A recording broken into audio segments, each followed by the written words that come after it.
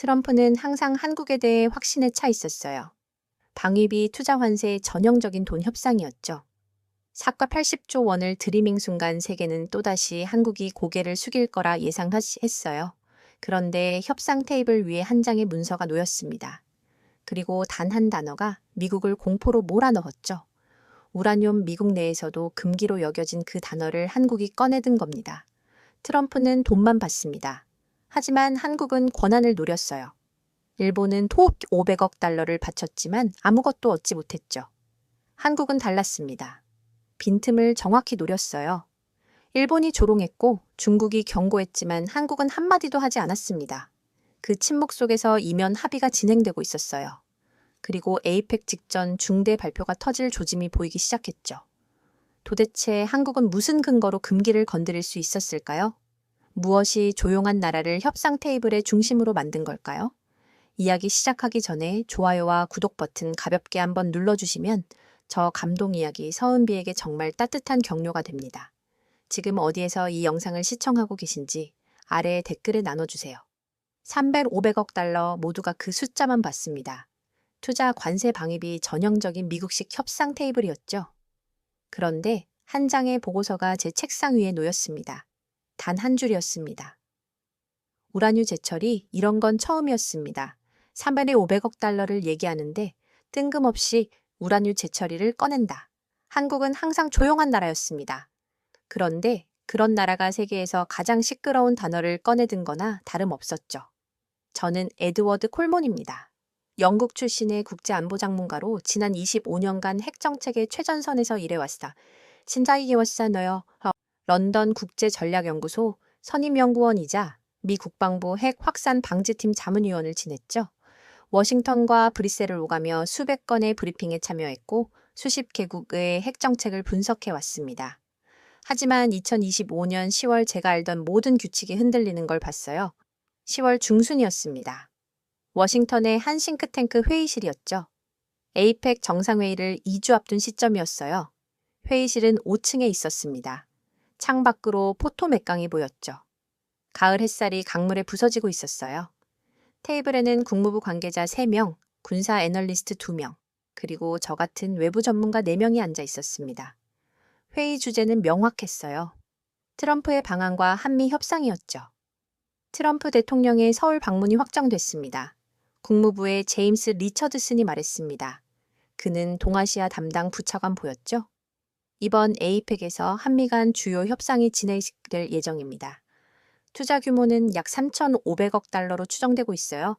480조 원이죠. 엄청난 숫자였습니다. 한국 기업들의 미국 내 투자 확대가 핵심입니다. 반도체, 전기차, 배터리 분야에서 대규모 공장 건설이 예상되고요. 옆에 앉은 군사 애널리스트가 메모를 하며 물었어요. 방위비 분담금 이슈는 어떻게 됩니까? 그것도 논의 대상입니다. 현재 약 1조 3천억 원 수준인데 인상 압박이 있을 거예요. 모두가 고개를 끄덕였죠. 예상된 수순이었거든요. 트럼프는 항상 돈 이야기를 했으니까요. 커피 잔을 든 한 참석자가 말했습니다. 전형적인 트럼프 스타일이네요. 이 숫자로 압박하고 협상으로 타협하고 몇몇이 웃었어요. 익숙한 패턴이었죠. 회의는 40분쯤 진행됐습니다. 관세 조정안 한미 FTA 재협상 가능성, 그런 이야기들이었죠. 저는 노트북에 메모하며 듣고 있었어요. 별로 놀랍지 않았습니다. 그런데 회의가 끝날 무렵 리처드슨이 조심스럽게 말했어요. 그런데 한 가지 더 있습니다. 그는 잠시 망설였죠. 테이블을 한번 둘러보더니 이어서 말했어요. 비공식 채널에서 흘러나온 정보인데요. 한국 측이 우라늄 제철이 협정 개정 논의를 제기했다는 겁니다. 회의실이 순식간에 조용해졌습니다. 누군가 커피잔을 내려놓는 소리가 들렸어요. 딱 하고 도자기 부딪히는 소리였죠. 저는 키보드 치던 손을 멈췄습니다. 뭐라고요? 군사 애널리스트 중 한 명이 물었어요. 우라늄 제철이요. 한미 원자력 협정 개정 논의 말입니다. 그게 가능한 이야기입니까? 비공식이지만 여러 채널에서 같은 이야기가 나오고 있습니다. 제 옆에 앉은 동료가 중얼거렸죠. 미쳤나? 한국이 그걸 왜? 리처드슨이 손을 들어 제지했어요. 공식 발표는 없습니다. 하지만 외교가 일각에서는 이미 소문이 돌고 있어요. 트럼프는 알고 있습니까? 제가 물었죠. 아마도요. 하지만 그의 관심사는 여전히 3,500억 달러일 겁니다. 회의실 분위기가 완전히 바뀌었어요. 아까까지 웃고 떠들던 사람들이 모두 침묵했죠. 누군가는 안경을 벗어 닫고 다른 누군가는 펜을 만지작거렸습니다. 우라뉴 제철이 이건 단순한 협상 의제가 아니었어요. 이건 금기였죠. 회의가 끝나고 복도로 나왔을 때 한 동료가 제게 다가왔습니다. 에드, 이거 진짜라고 생각해요? 모르겠어요. 하지만 연기 없는 곳에 불은 없죠. 한국이 미쳤나 봐요. 미국이 받아들일 리가 없는데 저는 대답하지 않았습니다. 확신이 없었거든요. 집으로 돌아오는 길 내내 생각했어요. 3,500억 달러 협상에 우라뉴 제철이를 끼워 넣는다? 논리적으로 맞지 않았죠. 돈 협상과 핵 협상은 완전히 다른 차원의 문제니까요. 그날 밤 저는 서재로 들어갔습니다. 창밖은 어두웠어요. 책장 사이로 가을 바람이 스며들었죠. 노트북을 켜고 한국에 대한 자료를 찾기 시작했습니다. 먼저 IAEA 보고서를 열었어요. 한국은 24기의 상업용 원전을 운영하고 있었죠. 세계 5위의 원전 강국이었습니다. 고리, 한빛, 한울, 월성.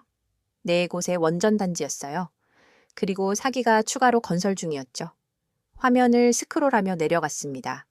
그러다 한 수치에서 멈췄어요. 사용 후행 연료 저장률 94.8%. 저는 화면을 다시 봤습니다. 94.8% 거의 한 개였죠. 한 개에 다 달았구나. 혼잣말이 나왔어요. 원전을 돌리면 사용 후행 연료가 나옵니다. 당연한 이야기죠. 그걸 저장할 공간이 필요한데 한국은 이미 그 공간이 거의 다 찼던 거예요. 새로운 저장 시설을 만들자니 지역 주민들이 반대하고 그렇다고 원전을 멈출 수도 없는 상황이었죠. 재처리가 답이었어요. 사용 후행 연료를 재처리하면 부피가 줄어들거든요. 하지만 문제가 있었습니다. 저는 한미원자력 협정 문서를 찾았어요. PDF 파일을 열어 조항을 읽기 시작했죠. 2015년 개정된 협정이었습니다. 핵심은 명확했어요. 한국은 미국의 승인 없이 20% 이상의 우라늄을 농축할 수 없다. 사용 후행 연료 재처리도 마찬가지다. 단 미국과의 사전 협의를 통한 예외 조항은 존재한다. 저는 그 마지막 줄을 여러 번 읽었습니다. 사전 협의를 통한 예외 조항. 빈틈이군. 작은 빈틈이었지만 빈틈은 빈틈이었어요. 커피를 한 모금 마셨습니다. 쉬고 있었죠. 시계를 봤어요. 밤 11시였습니다. 다시 자료를 찾았어요. 한국의 원전 수출 현황이었죠. 2024년 기준 약 300억 달러였습니다. 중동과 동유럽을 중심으로 한국형 원전이 팔려나가고 있었어요. UAE 바라카 원전 사기, 체코 신규 원전 수주 경쟁, 폴란드 원전 협력 논의. 기술력만 보면 미국, 프랑스와 어깨를 나란히 하는 수준이었죠. 하지만 아이러니했어요. 세계 최고 수준의 기술을 가지고 도 자국의 핵연료를 스스로 다룰 수 없었던 겁니다. 열쇠는 워싱턴이 쥐고 있었죠. 저는 의자의 기대천장을 봤어요. 25년간 핵 정책을 다뤄왔습니다. 인도의 핵실험도 받고 북한의 핵 개발도 지켜봤어요. 이란의 농축 프로그램도 분석했죠. 하지만 동맹국이 금기를 건드린 건 처음이었어요. 왜 지금일까? 트럼프였습니다. 그가 변수였죠. 트럼프는 기존 질서에 관심이 없었거든요. 그에게 중요한 건 거래였어요. 한국은 그걸 알았던 겁니다. 다음 날 아침 미국 언론들이 움직이기 시작했어요. 뉴욕타임스의 헤드라인이었죠. 트럼프 한국 정상회담 협상 범위 확인 불가. 기사를 읽었습니다. 국무부는 구체적 답변을 회피했고 백악관은 다양한 이슈가 논의될 것이라고만 말했어요. 워싱턴 포스트도 비슷했죠. 한미 에너지 협력 논의 예상보다 광범위할 수 있어. 모두가 모른다고 했지만 모두가 알고 있었어요. 뭔가 큰 게 움직이고 있다는 걸 말이죠. 그리고 며칠 후 일본 언론의 반응이 나왔습니다. 아사히 신문이었어요. 한국의 우라늄 재처리 요구 현실성 없어. 기사는 조롱에 가까웠죠. 한국이 과도한 요구를 한다. 미국이 받아들일 리 없다. 동맹 관계만 해칠 뿐이다. 요미우리 신문도 마찬가지였습니다. 한국 분수를 모르는 외교. 저는 그 기사들을 읽으며 흥미로운 점을 발견했어요. 일본이 너무 빠르게, 너무 강하게 반응한다는 점이었죠. 왜 그럴까요? 일본은 지난 3년간 약 5도 500억 달러를 방위비와 투자 명목으로 미국에 바쳤습니다. 엄청난 금액이죠. 2024년부터 2025년까지만 해도 11건의 한미방산 협력 건수가 있었어요. 그런데 한국이 단 한 장의 보고서로 판을 흔들고 있었던 겁니다. 일본의 조롱은 두려움의 다른 표현이었어요. 한국 외교부는 여전히 침묵했습니다. 브리핑 영상을 찾아봤어요. 기자가 물었죠. 우라늄 재처리 협정 개정 논의가 사실입니까? 대변인은 차분하게 답했습니다. 현재 논의 중인 구체적 사안에 대해서는 답변을 드릴 수 없습니다. 하지만 외신에서는 반복해서 말씀드리지만 구체적 사안에 대한 답변은 어렵습니다. 그게 전부였어요. 저는 25년간 외교를 지켜봤습니다. 부인에는 두 가지가 있죠. 강력한 부인과 조용한 부인. 강력한 부인은 진짜 부인이에요. 하지만 조용한 부인은 다릅니다. 그건 인정의 다른 형태거든요. 한국은 조용했습니다. 그 침묵이 가장 큰 신호였어요. 10월 말이 다가오고 있었습니다. 트럼프의 비행기가 서울로 향할 날이 가까워지고 있었죠. 에이펙 정상회의는 이제 2주도 남지 않았어요. 밤늦게 서재에 앉아 생각했습니다. 모두가 숫자만 봤지만 한국은 그 안에 틈을 본 거였어요. 3,500억 달러라는 큰 숫자 뒤에 숨은 작은 빈틈 말이죠. 트럼프의 비행기가 서울로 향하는 순간 세 나라의 계산기가 동시에 켜졌습니다. 미국은 돈을 계산하고 일본은 입지를 걱정하고 한국은 뭔가 다른 걸 노리고 있었어요. 문득 깨달았습니다. 이건 단순한 협상이 아니었어요. 금기가 움직이고 있었던 겁니다. 그리고 그 금기를 밀어내는 손은 누구도 예상하지 못한 나라의 것이었죠. 트럼프가 말했습니다. 한국은 더 내야 한다. 폭스뉴스 인터뷰였죠. 저는 호텔방에서 그 장면을 봤습니다. 한국은 부유한 나라예요. 삼성, LG, 현대. 훌륭한 기업들이죠. 그런데 왜 미국이 그들을 보호하는 데 돈을 쓰고 있습니까? 공평하지 않아요. 앵커가 물었죠. 반기비 분담금 인상을 요구하시겠습니까? 당연하죠. 우리는 공정한 거래를 원합니다. 화면 속 트럼프는 자신만만을 했어요. 전형적인 그의 스타일이었죠.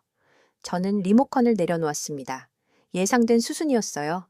하지만 뭔가 이상했죠. 한국은 반응하지 않았습니다. 보통 이런 발언이 나오면 한국 외교부는 즉각 대응하거든요. 한미동맹의 가치를 재확인한다. 상호 호의적 협력을 지속한다. 그런 식의 성명 말이죠.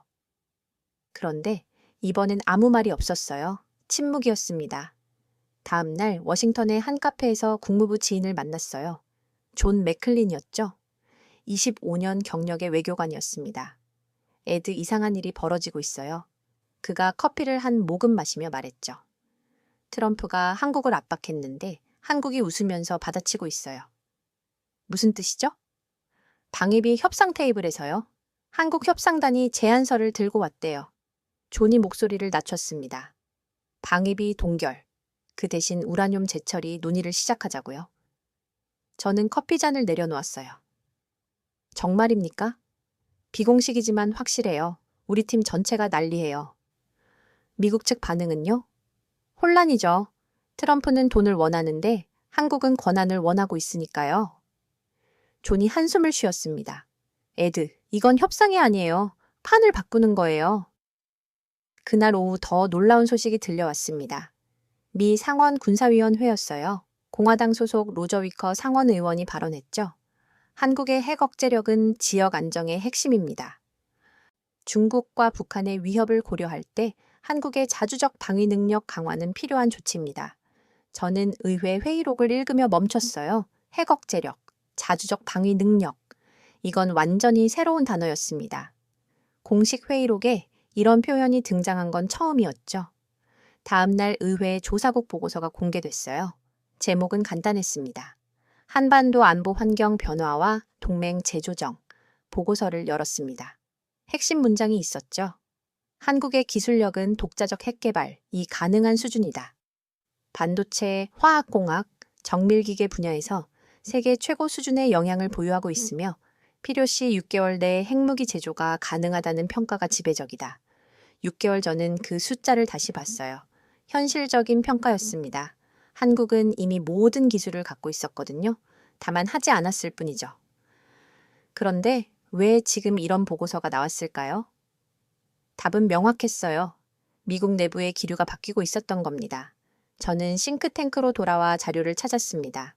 미 해군 제7함대의 활동 기록이었죠. 2025년 들어 대만 해역 순찰 횟수가 12회였어요. 역대 최고 빈도였습니다. 중국과의 긴장이 최고조에 달하고 있었죠. 미국은 전선이 너무 많았어요. 중국, 러시아, 중동, 그리고 이제 대만까지. 동맹국들이 스스로를 방어할 수 있다면 미국은 더 중요한 곳에 집중할 수 있었죠. 한국은 그 틈을 읽었던 겁니다. 일주일 후 상황이 더 복잡해졌어요. 백악관 회의실이었습니다. 트럼프의 참모진이 모였죠. 국가안보보좌관, 국무장관, 국방장관, 그리고 외부 자문위원들. 저도 그 자리에 있었어요. 국가안보보좌관이 브리핑을 시작했습니다. 한국 협상단의 제안을 분석했습니다. 그들은 반기비 현 수준 동결을 제시하면서 우라늄 재처리 협정 개정론의 착수를 요구하고 있습니다. 트럼프가 끼어들었죠. 그게 뭐가 문제죠? 그들이 돈을 내면 되는 거 아닙니까? 각하, 그들은 돈 대신 권한을 원하고 있습니다. 권한이요? 해결료를 스스로 다룰 수 있는 권한입니다. 이건 단순한 기술 이슈가 아닙니다. 전략적 자율성의 문제죠. 방안이 조용해졌어요. 국방장관이 말했습니다. 각하, 이건 새로운 게임입니다. 한국은 더 이상 요청하지 않고 있어요. 제시하고 있죠. 트럼프는 잠시 생각하더니 물었어요. 그들이 진짜로 원하는 게 뭡니까? 에너지 독립입니다. 그리고 동맹의 재정이죠. 저는 그 대화를 들으며 확신했어요. 미국은 압박하려 했지만 오히려 압박당하고 있었던 겁니다. 회의가 끝나고 복도에서 한참 모가 제게 말했죠. 에드, 솔직히 말해봐요. 한국이 이길 수 있을까요? 이긴다는 게 뭔지에 달렸죠. 완전한 승인을 받는 건 어려워요. 하지만 문을 여는 건 가능합니다. 문을 연다? 지금까지 금기였던 걸 협상 가능한 의제로 만드는 거죠. 그것만으로도 충분히 이기는 겁니다. 그날 밤 일본 언론이 폭발했어요. 아사히 신문 헤드라인이었죠. 한국 협상 테이블 장악, 미국 내부 혼란. 기사는 길었습니다. 한국이 방위비 협상을 핵협상으로 전환했다. 미국은 대응 방안을 찾지 못하고 있다. 일본의 입지는 점점 좁아지고 있다. 요미우리 신문은 더 직설적이었어요. 우리는 5조 500억 달러를 바쳤다. 그런데 미국은 한국의 제안을 검토하고 있다. 니온 게이자이는 분석 기사를 냈죠. 한미 협상의 중심이 투자해서 안보에서 전략으로 이동하고 있다. 한국은 더 이상 협상의 상대가 아니다. 변수가 되었다. 저는 그 기사들을 읽으면 놀랐어요. 일본이 한국을 인정하고 있었던 겁니다. 조롱이 아니라 분석이었죠. 다음 날 아침 존에게서 전화가 왔어요. 에드 큰일 났어요. 무슨 일이죠? 국무부 내부 보고서가 돌고 있어요. 제목이 한국 변수래요. 내용은요. 한국의 협상 전략 분석인데 결론이 충격적이에요. 한국은 감정이 아니라 데이터로 움직이고 있대요. 미국의 압박이 거세질수록 한국은 오히려 더 차분해졌다고요. 존이 잠시 멈췄다가 말했죠. 보고서 마지막 줄이 압권이에요. 협상의 주도권은 돈이 아니라 필요성이 쥐고 있다. 에드 이거 무슨 뜻인지 알아요? 미국이 한국을 필요로 한다는 얘기죠. 맞아요. 중국 현재 대만 방어 인도 태평양 전략. 한국 없이는 안 돼요. 그리고 한국은 그걸 알고 있어요. 전화를 끊고 생각했습니다. 그들은 협상 방식이 달랐어요. 감정이 아니라 데이터였죠. 소리 지르지 않고 조용히 숫자를 제시했습니다. 3,500억 달러라는 큰 숫자 옆에 작은 단어 하나를 놓았어요. 제철이 그날 테이블 위에는 두 개가 있었던 겁니다.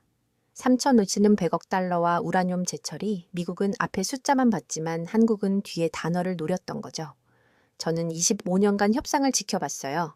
약속국이 강대국과 협상할 때는 두 가지 방법이 있죠. 굴복하거나 판을 바꾸거나 한국은 판을 바꾸고 있었습니다. 에이펙이 일주일 앞으로 다가왔어요. 트럼프의 방안도 코앞이었죠. 그날 이후 한국은 협상의 상대가 아니었습니다. 변수였어요. 그리고 그 변수는 모든 계산을 흔들고 있었죠. 한국은 왜 이렇게까지 밀어붙이는 걸까요? 그 답을 찾기 위해 저는 서울로 날아갔습니다. 인천공항에 도착했을 때 가을비가 내리고 있었죠. 저는 한국원자력연구원의 김준석 박사를 만나기로 했습니다. 25년 경력의 핵공학자였죠. 그와는 예전에 IAEA 회의에서 알게 됐어요. 대전에 있는 연구원 건물까지 차로 1시간 걸렸습니다. 빗소리를 들으며 창밖을 봤어요. 고속도로 양쪽으로 산이 펼쳐져 있었죠. 연구원 로비에서 김 박사가 저를 맞았습니다. 콜몬 박사님 오랜만입니다. 김 박사님도요? 초대해 주셔서 감사합니다. 천만에요. 제대로 보여드려야죠. 우리는 복도를 걸었어요. 벽에는 한국 원전 건설 사진들이 걸려 있었습니다. 고리 1호기부터 최신 원전까지 50년의 역사였죠. 회의실에 들어가 자리에 앉았습니다. 김 박사가 노트북을 열었어요. 콜먼 박사님, 우리가 왜 재처리를 원하는지 아십니까? 에너지 독립이라고 알고 있습니다. 맞아요. 하지만 그게 전부가 아니에요. 화면에 한국 지도가 떴죠. 4곳의 원전 단지가 표시돼 있었어요. 우리는 20세기에 원전을 돌리고 있어요. 세계 5위죠. 그리고 4기가 추가로 건설 중입니다. 저도 알고 있습니다. 김 박사가 다른 화면을 띄웠습니다. 그래프였어요. 문제는 여기에요. 사용 후행 연료 저장시설 포화율입니다. 그래프가 보였죠? 빨간색으로 표시된 수치들이었습니다. 전체 평균이 94.8%예요. 2년 안에 한계에 도달합니다. 김 박사가 하나하나 짚어가며 설명했죠. 고리 원전은 92%, 한빛 원전은 95%, 한울 원전은 97%입니다. 월성은 93%고요. 한울이 가장 심각하네요. 맞아요. 2년 후면 한울이 먼저 한계에 도달해요. 그럼 원전을 멈춰야 합니다. 저는 화면을 자세히 봤어요. 숫자들이 생생했죠. 새 저장시설을 만들 수는 없습니까? 김 박사가 쓴 웃음을 지었어요. 이론적으로는 가능하죠. 하지만 현실적으로는 불가능해요. 왜죠? 지역 주민들이 절대 받아주지 않거든요. 경주에서 시도했었어요. 10년 넘게 설득했지만 실패했죠. 부안도 마찬가지였어요. 김 박사가 잠시 멈췄다가 말했습니다. 콜몬 박사님, 상상해보세요. 누가 자기 동네에 핵 폐기물 저장소가 들어오는 걸 원하겠어요? 저는 고개를 끄덕였어요. 당연한 이야기였죠. 그럼 원전을 멈춰야 하는 건가요? 바로 그게 문제예요. 김 박사가 또 다른 화면을 띄웠습니다. 한국의 전력 생산 비율이었죠. 한국은 전력의 30%를 원전에서 얻어요. 제조업 중심 경제라 전력 소비가 엄청나죠. 원전을 멈추면 경제가 멈춥니다. 숫자가 명확했어요. 원전 없이는 안 되는 구조였죠. 그래서 재처리가 필요한 겁니다. 김 박사가 설명을 이어갔어요. 재처리를 하면 부피가 20분의 1로 줄어들어요. 똑같은 공간에 10배를 더 저장할 수 있죠. 시간을 벌 수 있습니다. 하지만 2015년 협정이 맞아요. 김 박사가 한숨을 쉬었습니다. 한 문장이 우리를 묶어놨어요. 20년을 연구했는데 손은 묶인 채로 있어야 했죠. 그의 목소리에 절망이 묻어났어요. 김 박사가 화면을 다시 바꿨습니다. 한미원자력 협정 문서였죠. 여기 봐요. 미국의 사전 승인 없이는 20% 이상 우라늄 농축 불가, 사용 후행 연료 재처리 불가. 저는 그 조항을 읽었어요. 명확했죠. 그리고 저는 그 순간 과거를 떠올렸습니다. 2015년이었어요. 저는 그 협상 테이블에 있지 않았지만 보고서를 받아봤었죠. 한국은 간곡하게 요청했습니다. 제 처리 권한을 달라고요. 하지만 미국은 단호했어요. 핵곡산 우려가 있다. 동북아 균형이 깨진다. 선례를 남길 수 없다. 한국 협상단은 좌절했죠. 10년을 기다려야 했습니다. 그리고 바이든 정부가 들어섰을 때 한국은 다시 시도했어요. 바이든은 동맹을 중시하는 인물이었죠. 한국에 협조적이었고 호의적이었습니다. 반도체 투자를 늘렸고 배터리 협력을 강화했어요. 한미동맹은 그 어느 때보다 돈독했죠. 하지만 핵만은 예외였습니다. 2023년 한국이 비공식적으로 타진했을 때 백악관의 답은 명확했어요. 다른 건 논의 가능하지만 재처리는 안 된다. 민주당도 공화당도 핵에 대해서만큼은 같은 입장이었던 겁니다. 한국은 또다시 기다려야 했죠. 그러다 트럼프가 재집권했습니다. 하지만 예외 조항이 있습니다. 김 박사의 목소리가 저를 현실로 돌아오게 했어요. 그렇죠. 미국과의 사전 협의를 통한 예외. 그게 우리가 노리는 겁니다. 미국이 받아들일까요? 김 박사는 잠시 생각하더니 대답했어요. 콜몬 박사님, 이건 핵무기 이야기가 아니에요. 생존의 문제예요. 우리는 세계 최고 수준의 기술을 가지고도 그 열쇠를 스스로 돌릴 수 없어요. 이게 말이 됩니까? 저는 대답하지 못했습니다. 김 박사가 창밖을 봤어요. 저는 25년간 이 분야를 연구했습니다. 타이토 프로세싱, 건식 재처리, 핵 확산 저항성. 모든 걸 개발했어요. 하지만 쓸 수가 없죠. 그의 목소리가 떨렸습니다. 이게 얼마나 답답한 일인지 아십니까? 저는 그 절박함을 느꼈어요. 다음 날 서울 외교부 청사를 방문했습니다. 비공식 미팅이었죠. 외교부 관계자를 만났어요. 이름은 밝힐 수 없었습니다. 콜몬 박사님, 우리가 무리한 요구를 하는 걸로 보이시죠? 솔직히 말하면 대답하다고 생각합니다. 대담한 게 아니에요. 필연이죠.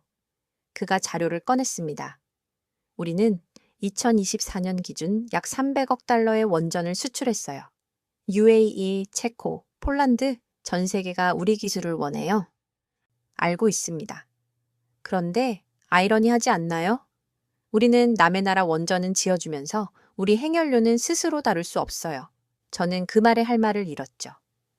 콜몬 박사님, 우리는 10년을 기다렸어요. 2015년 협정 개정 때도 요청했지만 거부당했죠. 바이든 정부 때도 타진했지만 마찬가지였어요. 하지만 이젠 상황이 다릅니다. 트럼프 말입니까? 그렇죠. 그는 공정한 부담, 유연한 동맹을 말해요.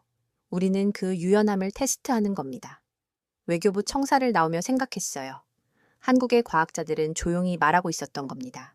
이건 핵무기가 아니라 생존의 문제라고요. 며칠 후 또 다른 소식이 들렸습니다. 한국 내 전문가 집단이 움직이기 시작했어요. 원자력학회, 에너지공학회, 국제전략연구소.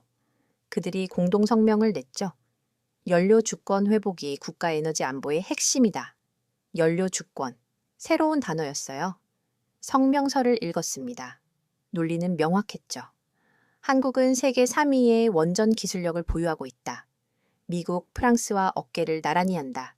하지만 핵연료 주권이 없는 상태에서는 진정한 에너지 독립이 불가능하다. 이는 기술의 문제가 아니라 주권의 문제다. 저는 그 문장을 여러 번 읽었어요. 그들은 자주를 과학의 언어로 말하고 있었죠. 트럼프가 폭스뉴스에서 발언했습니다. 동맹국들은 스스로를 지킬 능력을 가져야 해요. 우리는 그들을 돕겠지만 그들도 책임을 져야 합니다. 기자가 물었죠. 한국의 자주방위를 지지하십니까? 한국은 강한 나라예요. 그들이 더 많은 역할을 하는 건 좋은 일이죠. 그 말 한마디가 틈이 되었습니다. 한국 외교부는 즉시 움직였어요. 내부 회의가 열렸죠. 저는 비공식 루트로 그 내용을 들었습니다. 회의 결과는 명확했어요. 우라늄 재처리 항목을 정식 문서로 만들기로 한 겁니다. 이젠 감정이 아니라 계산의 시간이었죠. 며칠 후 저는 다시 워싱턴으로 돌아왔어요. 공항에서 존을 만났습니다. 에드 서울은 어땠어요? 그들은 진지해요. 이건 협상용 카드가 아니에요. 진짜 필요한 겁니다. 미국은 어떻게 반응할까요? 모르겠어요. 하지만 한 가지는 확실해요. 뭔데요? 한국은 트럼프의 빈틈을 정확히 읽었어요. 감정이 아닌 논리로 움직이고 있죠. 택시를 타고 가며 생각했습니다. 협상 테이블 위에는 계산기 대신 데이터가 올려져 있었어요. 한국은 숫자로 말하고 과학으로 주장하고 전략으로 움직이고 있었죠. 에이펙이 코앞으로 다가왔습니다. 모든 게 그곳에서 결정될 거예요. 한국은 10년을 기다렸습니다. 바이든 정부 때도 거부당했죠. 하지만 이제 그 기다림의 끝에서 문을 두드리고 있었습니다. 금기의 문을 말이죠. 한국이 조용히 판을 뒤집고 있었습니다. 저는 그걸 오산 공군기지에서 직접 봤어요. 평택에서 차로 1시간 거리였죠. 군 관계자의 초청으로 기지 시찰에 동행했습니다. 에이펙을 앞두고 한미 군사 협력 현장을 둘러보는 자리였어요. 활주로가 보였습니다. 그런데 뭔가 달랐죠. F-116 전투기들이 줄지어 서 있었어요. 꼬리 부분에 미사와 기지 마크가 선명했습니다. 일본에서 온 전투기들이었죠. 언제 도착했습니까? 제가 물었어요. 지난주요. 총 실외대가 재배치됐습니다. 미 공군 대령이 답했죠. 미사와에서요. 그렇습니다. 아시아 전력 재배치 계획의 일환입니다. 저는 활주로를 바라봤어요. 애플시그의 날개가 햇빛에 반짝였죠. 이건 단순한 전력 이동이 아니었습니다. 신호였어요. 기지 사령부 건물로 이동했습니다. 회의실에서 브리핑이 시작됐죠. 여러분도 아시겠지만 최근 주한미군의 새로운 방공 체계가 배치됐습니다. 화면에 IFPC 시스템 사진이 떴어요. 미국판 아이언돔이었죠. 이스라엘의 아이언돔을 기반으로 개발된 차세대 방공 시스템입니다. 그리고 한국이 세계 최초 배치국입니다. 세계 최초 그 단어가 귀에 꽂혔어요. 왜 한국입니까? 옆에 앉은 독일 군사 애널리스트가 물었죠. 전략적 중요도와 신뢰도를 모두 고려한 결정입니다. 대령의 답변은 짧았어요. 하지만 의미는 명확했죠. 브리핑이 끝나고 밖으로 나왔습니다. 바람이 불었어요. 활주로 너머로 F-16들이 보였죠. 저는 그 순간 깨달았습니다. 이건 단순한 배치가 아니라 실내 이동이었던 거예요. 다음날 도쿄발 뉴스가 터졌습니다. 일본 외무성이 난리였어요. 교도통신이 먼저 보도했죠. 일본 미사와 기지 애플식 일부 한국 오산으로 이동. 외무성 탕호 아사히 신문은 더 직설적이었어요. 왜 하필 한국인가? 일본의 전략적 가치 하락우려. 저는 도쿄에 있는 지인에게 전화를 걸었습니다. 방위성에서 일하는 다나카였어요. 애드 이쪽은 완전히 패닉이야. 다나카의 목소리가 떨렸죠. 애플식 이동이 그렇게 큰 문제입니까? 문제야, 이건 신호라고. 미국이 무게중심을 옮기고 있다는 거야. 하지만 일본도 많은 투자를 했잖아요. 500억 달러야 애드. 지난 3년간 우리가 쏟아부은 돈이 방위비, 기지 이전 비용, 투자 약속. 그런데 미국은 한국으로 가고 있어. 다나카가 한숨을 쉬었습니다. 돈으로는 안 되는구나. 그게 지금 도쿄의 분위기야. 전화를 끊고 생각했어요. 일본은 자금으로 움직였지만 한국은 신뢰로 움직이고 있었던 겁니다. 그날 저녁 더 충격적인 소식이 들렸어요. 일본 외무성 내부 문건이 유출됐습니다. 로이터가 보도했죠. 일본 외무성 비밀보고서, 한국 우라늄 재처리 논의 진행 중. 문건 내용은 구체적이었어요. 한국은 에이펙을 계기로 미국과 우라늄 재처리 협정 개정을 추진하고 있다. 이는 동북아 전략 균형에 중대한 영향을 미칠 것으로 판단된다. 일본이 더 이상 침묵하지 않았던 겁니다. 요미우리 신문이 사설을 실었어요. 한국의 무분별한 행략, 지역 안정 해칠 것. 니온 게이자이는 분석 기사를 냈죠. 애플 6 재배치, IFPC 배치, 우라늄 재처리 논의. 모든 카드가 한국 중심으로 돌아가고 있다. 저는 그 기사들을 읽으며 흥미로운 걸 발견했어요. 일본의 논조가 바뀌고 있었던 겁니다. 처음엔 조롱이었지만 이젠 분노와 불안이었죠. 워싱턴으로 돌아온 저는 국무부 존을 다시 만났습니다. 일본이 완전히 뒤집혔어요. 존이 말했죠. 외무성에서 항의 전화가 빗발치고 있대요. 왜 한국에만 특혜를 주냐고요? 특혜라는 표현을 쓰나요? 그들 입장에선 그렇게 보이겠죠. 5대 500억 달러를 바쳤는데 미국은 한국을 택했으니까요. 한국 외교부 반응은요? 그게 더 재밌어요. 존이 웃었습니다. 아무 말도 안 하예요. 기자들이 물어봐도 논의 중인 사안은 다만 반복하고 있어요. 침묵 전략이었죠. 저는 한국 외교부 브리핑 영상을 찾아봤어요. 기자가 물었습니다. 일본 외무성이 우라늄 재처리 논의 진행 중이라고 주장하는데요.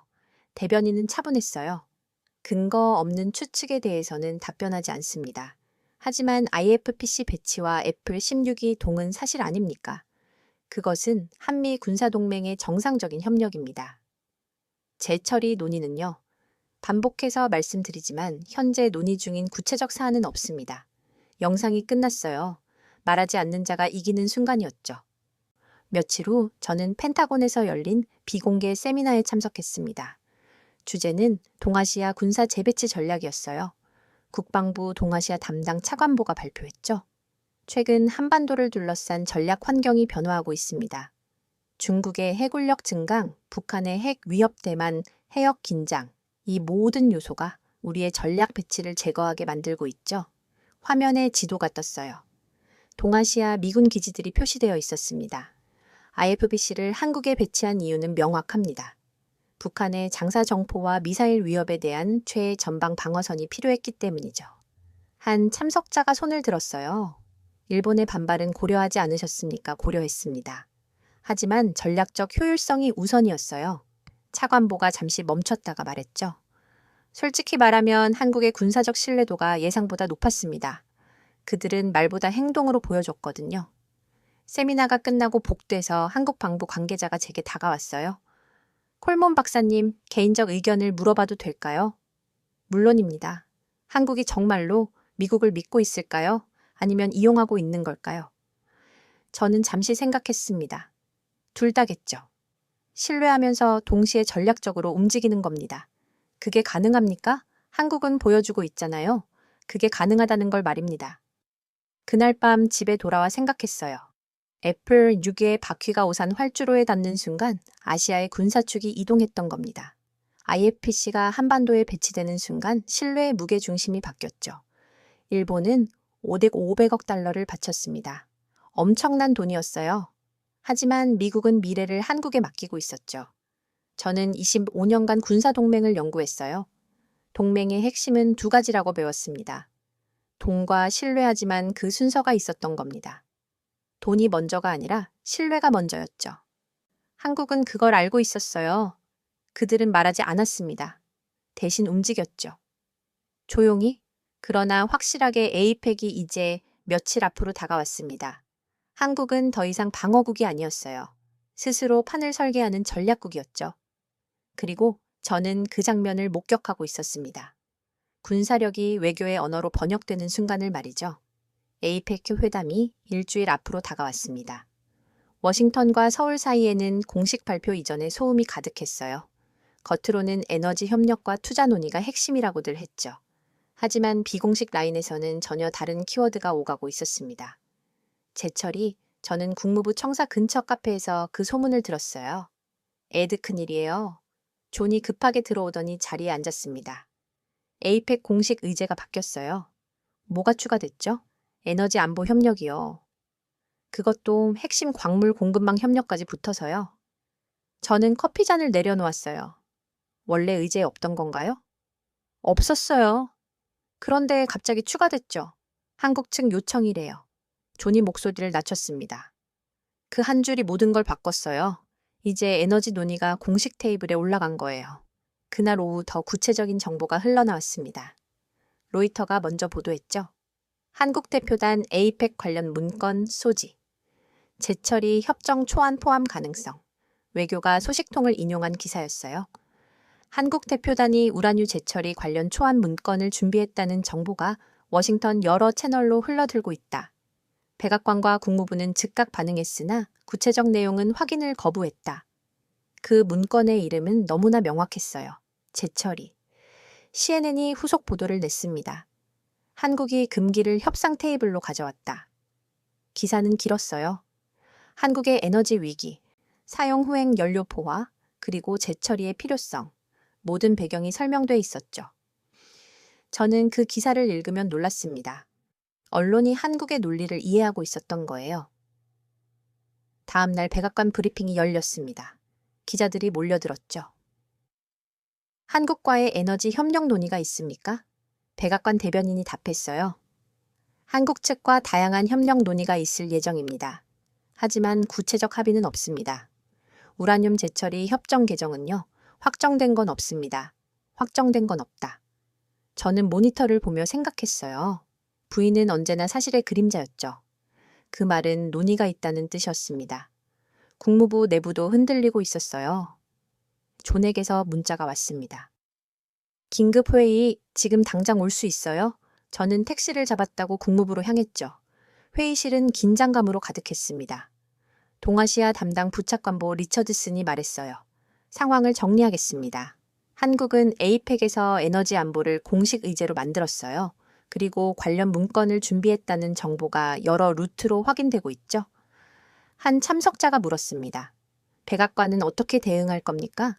논의는 가능하다는 입장이에요. 하지만 즉각적 합의는 없다고 선을 그었죠. 그게 가능합니까? 한국이 이미 문건까지 준비했는데요. 리처드슨이 한숨을 쉬었어요. 그래서 복잡한 겁니다. 거부하자니 동맹 관계가 틀어지고 받아들이자니 설레가 되는 거죠. 저는 손을 들었습니다. 일본과 중국 반응은 고려하셨습니까? 물론이죠. 일본은 이미 항의하고 있어요. 중국은 아직 공식 반응이 없지만 불편해하고 있을 겁니다. 회의는 2시간 동안 이어졌어요. 결론은 없었죠. 그날 저녁 더 놀라운 소식이 들렸습니다. 미 상원 군사위원회였어요. 공화당 소속 마이클 라운즈 의원이 발언했죠. 한국의 핵연료 재처리 기술은 지역 안정의 핵심 요소입니다. 우리는 동맹국의 에너지 독립을 지지해야 합니다. 그들의 입에서 필요하다는 단어가 나왔던 겁니다. 저는 의회 중계 화면을 보며 놀랐어요. 상원 의원이 공개 회의에서 재처리를 언급한 건 처음이었죠. 다른 의원도 가세했습니다. 한국은 23기의 원전을 운영하는 책임 있는 국가입니다. 그들의 에너지 주권을 인정하는 게 맞습니다. 에너지 주권, 한국이 쓰던 단어를 미국 의원이 쓰고 있었어요. 다음 날 존과 점심을 먹으며 이야기했습니다. 상원이 움직이고 있어요. 존이 샌드위치를 한 입 베어 먹으며 말했죠. 군사위원회가 한국 편을 들고 있다는 게 말이 돼요. 논리는 명확해요. 중국 견제를 위해서는 한국이 더 강해야 한다는 거죠. 그래도 재처리는 다른 문제잖아요. 존 이젠 다른 문제가 아니에요. 모든 게 연결돼 있죠. 저는 물을 한 모금 마셨습니다. 한국은 이미 군사적 신뢰를 얻었어요. IFPC 앱빌슉 재배치, 이제 에너지 신뢰를 얻으려는 겁니다. 그게 가능할까요? 군사위원회가 지지하고 있잖아요. 가능성은 충분하죠. 점심을 마치고 사무실로 돌아왔어요. 책상 위에 보고서 한 부가 놓여 있었습니다. 한국원자력연구원의 기술검증 보고서였죠. 표지를 넘겼어요. 2025년 내 재처리 기술검증 완료 단계. 보고서를 읽었습니다. 파이로 프로세싱 기술, 건식 재처리 방식, 핵 확산 저항성 모든 게 구체적이었어요. 한국은 이미 기술을 갖고 있었던 겁니다. 다만 허가가 없었을 뿐이죠.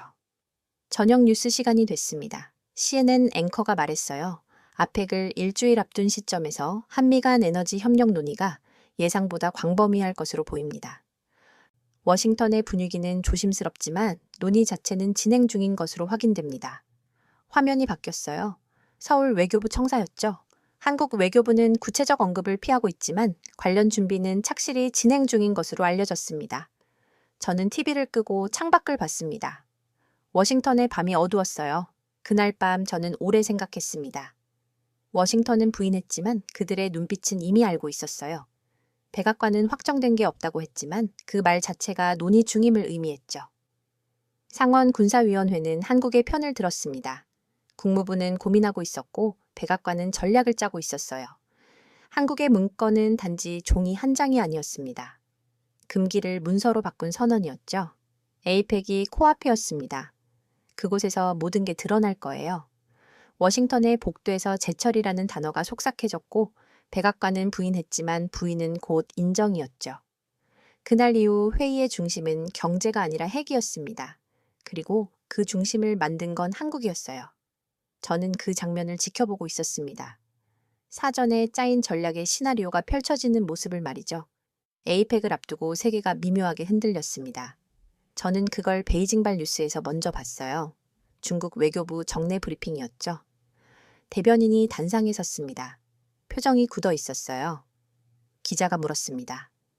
한국의 우라늄 재처리 논의에 대한 중국 정부의 입장은 무엇입니까? 대변인이 준비된 답변을 읽었죠.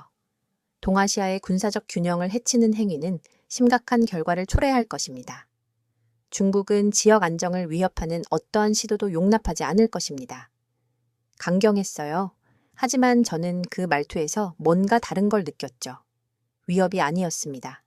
두려움에 가까웠어요. 그날 저녁 사우스 차이나 모닝 포스트가 특종을 냈습니다. 중국 외교부 내부 지시, 한국과 직접 충돌 피하라. 익명의 외교 소식통을 인용한 기사였죠.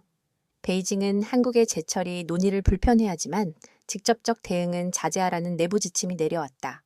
한중 무역 관계와 북한 문제를 고려한 전략적 판단으로 보인다. 저는 그 기사를 읽으면 놀랐어요. 중국이 한국을 건드리지 못하고 있었던 겁니다. 다음 날 아침 존에게서 전화가 왔습니다. 애드 중국 기사 봤어요. 지금 막 읽었어요. 놀랍죠? 중국이 경고는 하지만 행동은 안 하고 있어요. 한국이 만만치 않다는 걸 아는 거겠죠? 존이 웃었어요. 한중 무역이 연간 3천억 달러예요. 중국도 함부로 못 건드리죠. 전화를 끊고 생각했습니다. 중국의 말은 위협보다 두려움에 가까웠던 거예요. 그 사이 도쿄는 완전히 다른 분위기였습니다. 일본은 더 이상 참지 못하고 있었어요. 요미우리 신문 일면이었죠. 한국 중심 재편 일본의 전략적 위기. 기사는 길었습니다. 애플랩 유극 재배치, IFPC 배치, 그리고 이제 우라늄 재처리 논의까지. 모든 카드가 한국으로 쏠리고 있다는 내용이었어요. 아사히 신문은 더 직설적이었죠. 우리는 5,500억 달러를 바쳤다. 그러나 미국은 한국을 택했다. 사설까지 실었어요. 일본이 지난 3년간 투자한 방위비와 미군기지, 이전 비용, 경제협력 자금을 모두 합하면 5,500억 달러와 어려걸단에 달한다. 그러나 미국의 전략적 무게중심은 한국으로 이동하고 있다. 돈만으로는 신뢰를 살 수 없다는 교훈이다. 저는 그 사설을 여러 번 읽었어요. 일본이 뒤통수를 맞았다고 느끼고 있었던 겁니다. 니온 게이자이는 분석 기사를 실었죠. 동북아 안보측 이동, 일본에서 한국으로. 그래프와 지도가 포함되어 있었어요. 주한미군 전력 증강 추세, IFPC 배치 의미, 애플 심규 재배치 효과. 모든 게 구체적이었죠. 워싱턴에서 파장이 잃고 있었습니다. 미 상원이 움직이기 시작했어요. 하지만 의견이 갈렸죠. 민주당 상원 의원 한 명이 청문회에서 발언했습니다. 한국은 우리의 중요한 동맹입니다. 그러나 해결료 재처리는 신중하게 접근해야 할 문제입니다. 공화당 의원이 반박했어요. 한국은 책임 있는 국가입니다. 그들의 에너지 자립을 막을 이유가 없습니다. 그러나 선례를 남기면 선례가 문제입니까? 동맹의 신뢰가 문제입니까? 청문회장이 술렁거렸죠. 저는 중계 화면을 보며 생각했어요. 한국은 필요했지만 통제할 수 없었던 겁니다. 국방부 한 관계자가 의회에서 증언했습니다. 한국은 전략적으로 필수 불가결합니다. 하지만 그들의 요구는 우리의 통제 범위를 벗어나고 있습니다. 통제가 필요하다는 뜻입니까? 아닙니다. 협력이 필요하다는 뜻입니다. 그러나 이제는 우리가 요구하는 게 아니라 그들이 제안하고 있습니다. 그 말이 핵심이었어요. 동맹이 아니라 협력이라는 이름의 경쟁이었던 겁니다. 며칠 후 청와대가 움직였습니다. 정례 브리핑이 열렸어요. 기자들이 몰려들었죠. 저는 실시간 스트리밍으로 그 장면을 봤습니다. 기자가 질문을 쏟아냈어요. 중국이 한국을 경고했겠는데 정부 입장은 무엇입니까? 대변인은 차분했습니다. 우리는 모든 국제규범을 준수하며 외교 활동을 하고 있습니다. 일본이 한국의 재처리 논의를 비판하고 있습니다. 다른 국가의 평가에 대해서는 논평하지 않습니다. 미국과의 재처리 협정 개정 논의가 실제로 진행 중입니까? 대변인이 잠시 멈췄다가 말했죠. 모든 논의는 국제규범에 따라 진행 중입니다. 그게 전부였어요. 기자들이 더 물었지만 대변인은 같은 답변만 반복했습니다. 국제규범에 따라 진행 중입니다. 저는 그 장면을 보며 감탄했어요. 그 말은 아무것도 말하지 않았지만 모든 걸 말하고 있었던 겁니다. 부인하지 않았어요. 확인하지도 않았죠. 그냥 원칙만 말했습니다. 그게 가장 강력한 전략이었어요. 다음 날 국제 언론들이 반응하기 시작했습니다. BBC가 보도했어요. 한국의 전략적 침묵 말하지 않음으로써 모든 것을 말하다. 기사는 분석적이었죠. 한국은 중국의 경고에도 일본의 비판에도 미국의 우려에도 직접 반응하지 않고 있다. 그러나 이 침묵은 약함이 아니라 강함의 표현이다. 한국은 논쟁하지 않고 움직이고 있다. 블룸버그도 특집을 냈습니다. 서울의 조용한 힘. 부제가 인상적이었어요. 세계가 한국의 한마디를 기다리는 시대. 로이터는 더 직설적이었죠. 한국 동부가 전략 게임의 새로운 변수. 저는 그 기사들을 읽으며 깨달았습니다. 세계가 한국을 보는 시선이 바뀌고 있었던 거예요. 더 이상 따라가는 나라가 아니었죠. 변수였습니다. 그날 저녁 국방부 세미나에 참석했어요. 주제는 한반도 안보 환경 재평가였습니다. 한 분석관이 발표했죠. 한국은 이제 전통적 동맹 모델에서 벗어나고 있습니다. 그들은 수동적 파트너가 아니라 능동적 행위자가 되었어요. 구체적으로 어떤 의미입니까? 과거엔 우리가 요구하고 그들이 따랐습니다. 이제는 그들이 제안하고 우리가 고려하고 있죠. 회의실이 조용했어요. 이건 동맹의 위기입니까? 분석관이 고개를 저었습니다. 아닙니다. 진화입니다. 동맹이 성숙해지는 과정이죠. 세미나가 끝나고 복도에서 한 동료가 제게 말했어요. 에드, 솔직히 말해봐요. 한국이 이길까요? 이긴다는 게 뭔지 정의해야겠죠. 제철이 승인을 받는다는 뜻이에요. 저는 잠시 생각했습니다. 완전한 승인은 어렵겠죠. 하지만 문을 여는 건 충분히 가능해요. 문을 연다? 금기를 협상 가능한 의제로 만드는 거죠. 그것만으로도 승리해요. 그날 밤 집으로 돌아와 뉴스를 봤습니다. CNN이었어요. 에이픽스 일주일 앞 한국 이슈가 회의 중심 의제로 부상. 앵커가 말했죠. 당초 경제협력이 중심이 될 것으로 예상됐던 이번 APC, 한국의 에너지 안보 문제로 초점이 이동하고 있습니다. 미국, 중국, 일본이 모두 한국의 움직임을 주시하고 있습니다. 화면이 바뀌었어요. 청와대 대변인 브리핑 장면이었죠. 한국 정부는 모든 질문에 동일한 답변으로 일관하고 있습니다. 침묵의 외교입니다. 저는 TV를 끄고 창밖을 봤습니다. 워싱턴의 밤하늘이었어요. 중국은 위협했지만 저는 그 말이 두려움이라는 걸 알았습니다.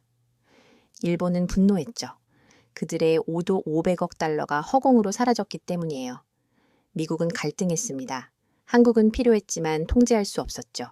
그리고 청와대는 단 한 문장만 말했어요. 모든 논의는 국제규범에 따라 진행 중입니다. 그 말은 침묵의 방패이자 전략의 검이었습니다. 세계는 이제 한국의 말을 기다리는 시대가 되었어요. 말하지 않아도 모두가 반응했죠. 중국이 긴장하고 일본이 분노하고 미국이 고민했습니다. 한국의 침묵은 두려움이 아니었어요. 전략이었죠. 그리고 그 전략은 세계를 움직이고 있었습니다. 에이펙 개막을 며칠 앞두고 워싱턴이 움직이기 시작했습니다. 싱크탱크들이었어요. 저는 아침에 이메일 한 통을 받았습니다. 헤리티지 재단에서 온 거였죠. 긴급 보고서 발표 한국 팩터 동아시아 전략의 재정이 첨부 파일을 열었어요.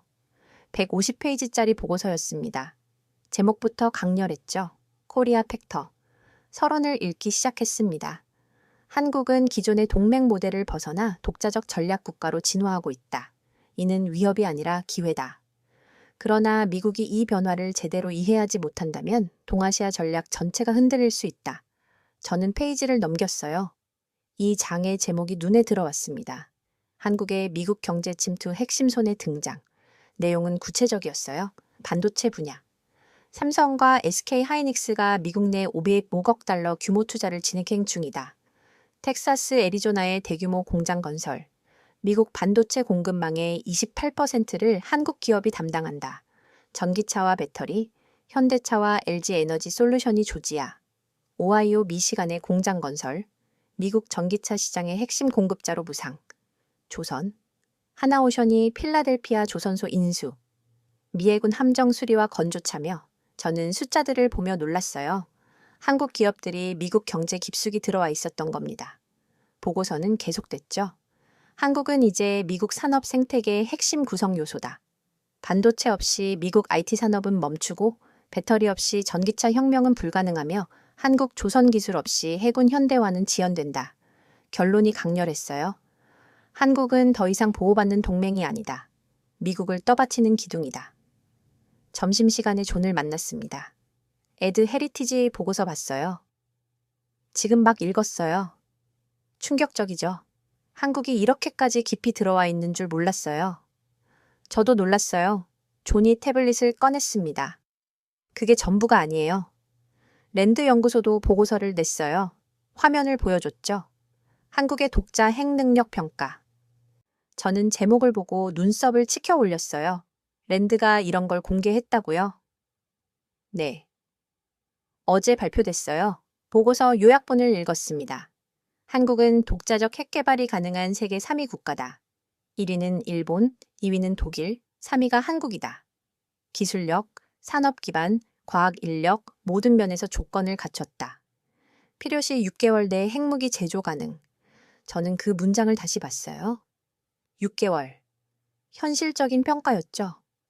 하지만 한국은 하지 않았어요. 존이 말했습니다. 그게 중요한 거예요.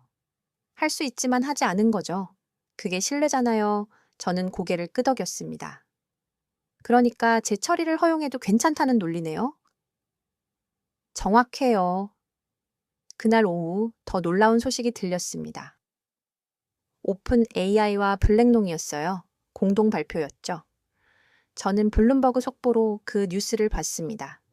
오픈 AI와 블랙롱 9천조 원 규모 AI 스마트 시티 프로젝트 발표. 한국 핵심 협력국. 기사를 클릭했어요. 오픈 AI의 샘 알트먼과 블랙롱의 레리 핑크가 공동으로 추진하는 9천조 원 규모의 AI 메가시티 건설 프로젝트에서 한국이 핵심 협력국으로 선정됐다. 삼성전자 SK하이닉스가 AI 반도체를 공급하고 현대건설이 스마트시티 인프라를 담당한다. 9천조 원. 상상할 수 없는 숫자였어요. 기사는 계속됐습니다. 이번 프로젝트는 단순한 기술 협약이 아니라 미래 경제의 선언이다. 한국 없이는 불가능한 프로젝트라는 게 업계 평가다. 저는 의자에 기대천장을 봤어요. 반도체, 배터리, 조선, 그리고 이제 AI까지. 한국은 미국 경제의 거의 모든 핵심 축에 다 있었습니다. 저녁에 펜타곤에서 비공개 브리핑이 있었어요. 국방부 차관이 발표했습니다. 최근 여러 싱크탱크에서 한국 관련 보고서가 쏟아지고 있습니다. 우연이 아닙니다. 화면에 보고서 제목들이 떴죠. 한국 팩터 독자 핵능력 평가 기술 동맹 2000형 아시아 전략 재구성. 이 보고서들이 공통적으로 지적하는 건 하나입니다. 한국은 더 이상 우리가 보호하는 나라가 아니라 우리 시스템의 일부가 됐다는 겁니다. 한 참석자가 손을 들었어요. 일부라는 게 어떤 의미입니까? 핵심 구성 요소라는 뜻입니다. 한국 없이 미국 경제는 제대로 작동하지 않습니다. 회의실이 조용해졌죠. 차관이 계속 말했습니다. 트럼프 캠프에서 내부 보고서가 나왔습니다. 화면이 바뀌었어요. 한미 협상 결과가 미국의 미래를 좌우한다. 이게 그들의 결론입니다. 저는 그 문장을 적었어요. 브리핑이 끝나고 복도에서 한국 방부 관계자가 다가왔습니다. 콜몬 박사님, 개인적으로 여쭤봐도 될까요? 물론입니다. 한국이 정말 이렇게까지 중요합니까? 저는 잠시 생각했어요. 숫자로 보면 명확합니다. 미국 반도체, 생태계 기여율, 28% 전기차 배터리 핵심 공급자, AI 프로젝트 필수 파트너. 이게 중요하지 않다면 뭐가 중요하겠어요? 그럼 한국의 요구를 들어줘야 한다는 뜻입니까? 협상이죠. 하지만 이제는 우리가 일방적으로 요구하는 구도가 아닙니다. 그날 밤 집으로 돌아와 뉴스를 봤습니다. CNN이었어요. 트럼프 캠프, 한국을 최우선 협상 대상으로 분류. 앵커가 말했죠. 트럼프 행정부 인수위원회가 한국을 최우선 외교 협상 대상으로 분류했다고 워싱턴 포스트가 보도했습니다. 중국, 러시아보다 먼저 한국과의 협상을 마무리하겠다는 계획입니다. 화면에 인터뷰가 나왔어요. 트럼프 캠프 관계자였습니다. 한국은 우리의 전략적 파트너입니다. 그들과의 협상 결과가 아시아 전체의 정책의 기준이 될 겁니다. 저는 리모컨을 내려놓았어요. 미국의 기술 보고서가 처음으로 한 나라를 두려워하고 있었습니다. 두려움이 아니라 존중이었지만요.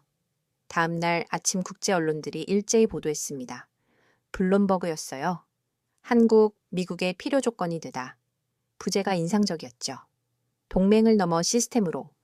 BBC도 특집을 냈습니다. 서울의 조용한 승리 기술이 외교가 된 시대. 파이낸셜 타임스는 더 직설적이었어요. 한국 없이 미국 없다. 기술 패권의 새로운 방정식. 저는 그 기사들을 읽으며 깨달았습니다. 그들은 한국을 더 이상 리스크라 부르지 않았어요. 이제는 시스템이라 불렀죠. 한국은 세계 5대 핵 보유국이 아니었습니다. 그러나 핵심국이었어요. 9천조 원은 단순한 숫자가 아니었죠. 그것은 미래에 대한 표였습니다. 오후에 존을 다시 만났어요. 애드 미쳤어요. 모든 언론이 한국 이야기만 하고 있어요. 당연하죠. 이제 한국이 중심이니까요. 중심이란요? 에이펙의 중심이요. 모든 게 한국을 기준으로 돌아가고 있잖아요. 존이 고개를 끄덕였습니다. 맞아요. 경제회의가 전략회의가 됐어요. 저는 커피를 마시며 생각했습니다. 금기를 제안한 나라가 이제 미래를 설계하는 나라가 됐어요. 세계가 한국을 분석하고 있었죠. 감시가 아니라 연구였습니다. K산업이 외교가 된 시대였어요. 기술력 자체가 국력의 상징이 된 순간이었죠. 그날 저녁 백악관 브리핑이 있었습니다. 기자가 물었어요. 한국과의 협상이 최우선이라는 보도가 사실입니까? 대변인이 답했죠. 한국은 우리의 중요한 동맹이자 파트너입니다. 에이펙에서 생산적인 논의가 있을 것으로 기대합니다. 구체적으로 어떤 논의입니까? 적절한 시기에 발표하겠습니다. 저는 그 장면을 보며 미소 지었어요. 이제 미국이 한국의 승인을 받아야 하는 시대가 온 겁니다. 밤늦게 서재에 앉아 생각했습니다. 저는 이 모든 게 시작일 뿐임을 알았어요. 한국은 동맹을 넘어 시스템이 됐습니다. 단순한 도전이 아니라 리더십의 진화였죠. 에이펙이 이제 이틀 앞으로 다가왔습니다. 그곳에서 모든 게 완성될 거예요. 한국이 만들어낸 새로운 질서가 말이죠. 저는 워싱턴의 호텔방에서 뉴스를 보고 있었습니다. 모든 채널이 같은 이야기를 하고 있었죠. 한국. CNN 앵커가 말했어요. 이번 에이펙의 최대 관심사는 한국입니다. 트럼프, 시진핑, 그리고 한국 대통령. 새 정상이 경주에서 만납니다.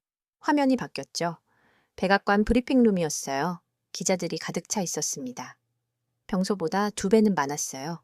대변인이 단상에 올랐습니다. 첫 질문이 나왔죠. 한국과의 에너지 협력 논의는 어디까지 진행됐습니까? 다양한 협력 방안을 논의하고 있습니다.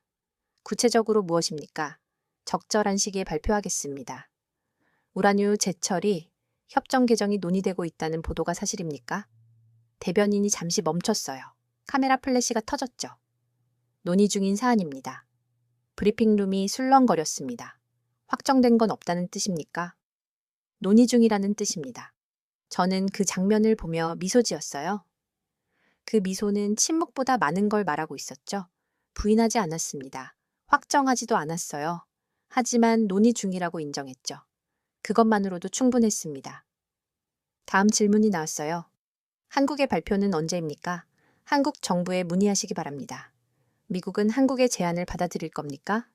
에이펙에서 생산적인 논의가 있을 것으로 기대합니다. 브리핑이 끝났어요. 저는 TV를 끄고 생각했습니다. 이제 세계가 한국의 말을 기다리고 있었던 겁니다. 오후에 도쿄발 뉴스가 들렸어요.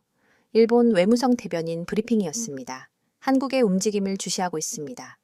일본은 지역 안정을 위해 모든 상황을 지켜보겠습니다. 지켜보겠다. 저는 그 단어를 곱씹었어요. 그 말은 패배의 다른 이름이었죠. 싸우지 않겠다는 선언이었습니다. 더 이상 막을 수 없다는 고백이었어요. 니혼 게이자이가 사설을 실었습니다. 한국이 만든 새로운 게임, 일본은 관전자가 됐다. 저는 그 제목을 읽으며 고개를 끄덕였어요. 다음 날 저는 경주로 향했습니다. 에이펙 취재를 위해서였죠. 인천공항에서 경주까지 기차로 3시간이었어요. 창밖으로 한국의 가을 풍경이 지나갔습니다. 산과 들판 그리고 작은 도시들. 조용하지만 단단해 보이는 나라였어요. 경주역에 도착했습니다. 역 앞이 붐볐죠. 각국 언론인들이 모여 있었어요. BBC, 블룸버그, CNN, 로이터. 전 세계 언론이 경주로 몰려들고 있었습니다. 프레스센터로 향했어요. 거대한 텐트가 세워져 있었죠. 안으로 들어가니 수백 명의 기자들이 노트북을 두드리고 있었습니다. 한 영국 기자가 제게 다가왔어요. 콜몬 박사님 오랜만입니다. 리처드, 여기서 만나네요. 이번 에이펙 완전히 한국 쇼잖아요. 그렇죠. 모두가 한국만 보고 있어요. 결과가 어떻게 될 것 같아요? 저는 잠시 생각했습니다. 결과보다 중요한 건 이미 일어났어요. 무슨 뜻이죠? 판이 바뀌었다는 겁니다. 한국은 이미 협상 테이블의 중심에 섰어요. 그날 저녁 한국 언론들을 봤습니다. KBS 뉴스였어요. 에이펙을 세울 앞두고 경주가 전 세계의 주목을 받고 있습니다. 100개국 이상의 정상과 대표단이 모이는 이번 회의에서 한국의 역할이 그 어느 때보다 중요하게 평가되고 있습니다. 화면이 바뀌었죠. 경주거리였어요.